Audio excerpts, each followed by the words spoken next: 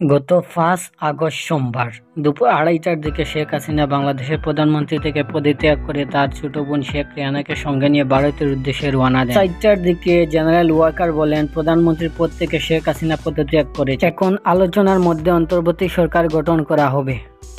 এদিকে শেখ হাসিনার পদত্যাগের খবর গুরুত্বের সঙ্গে প্রকাশ করেছে আন্তর্জাতিক গণমাধ্যমগুলো। শিরোনামে ওই খবরের বলা হয়, সরকার বিরোধী বিক্ষোভে কয়েকশো মানুষ নিহত হওয়ার পর প্রধানমন্ত্রী শেখ হাসিনা পদত্যাগ করে দেশ ছেড়ে পালিয়েছেন।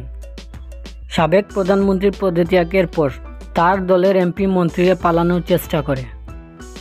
কিছু মন্ত্রীরা পালিয়ে যান, তবে বেশ কয়েকজন এমপি মন্ত্রী পুলিশের হাতে ধরা পড়েন। গতকাল ২৮ আগস্ট বুধবার দিবাগত রাত ১:৩০টার দিকে র্যাব সদর দপ্তর থেকে এক খুদে বার্তায় সাবেক বাণিজ্যমন্ত্রী টিপু মুন্সিকে গ্রেপ্তার করা হয়েছে বলে জানিয়েছে র্যাব সদস্য।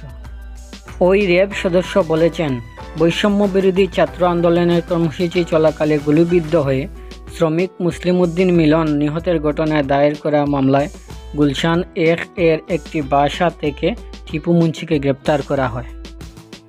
৫ আগস্টের পর থেকে টিপু মুন্সি আত্মগোপনে ছিলেন। তৈরি পোশাক খাতের ব্যবসায়ী থেকে রাজনীতি নামা টিপু মুন্সি রংপুর ৪ আসনের সাবেক সংসদ সদস্য। ২০১৮ সালে ওই আসন থেকে টানা ৩য় মেয়াদে সংসদ সদস্য হন টিপু মুন্সি। সেবার আওয়ামী লীগ টানা ৩য় মেয়াদে সরকার গঠন করলে বাণিজ্য মন্ত্রীর দায়িত্ব পান টিপু মুন্সি।